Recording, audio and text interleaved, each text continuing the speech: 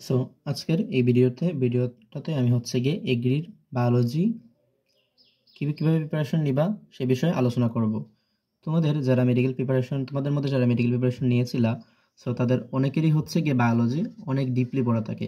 So কি অনেক মানে হচ্ছে গিয়ে বইয়ের প্রতিটা লাইন বাই লাইন ধরে পড়া থাকে, বুটানি এবং জুলজি উভয়টাই। সো তাদের জন্য বায়োলজিতে হচ্ছে তেমন প্রবলেম হয় না। ওরা হচ্ছে গিয়ে এগ্রিতে 30টা এমসিকিউর মধ্যে ইজিলি হলো গিয়ে 25+ কনফার্ম করতে পারে।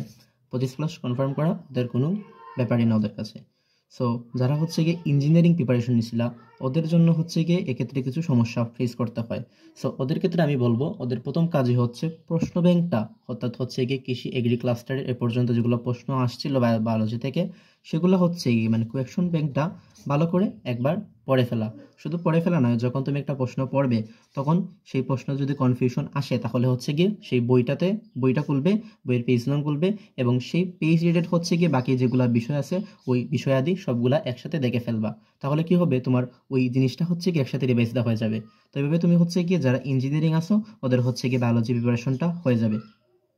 সো আশা করি বুঝতে পারছো কি বায়োলজি প্রিপারেশন। এবং এগ্রিতে হচ্ছে কি বায়োলজি মার্ক তোলা একদমই সহজ, বায়োলজি প্রশ্নগুলো অনেকই সহজ আসে। যারা বেসিক ধারণা রাখে ওরা হচ্ছে কি ইজিলি 25+ তুলতে পারে।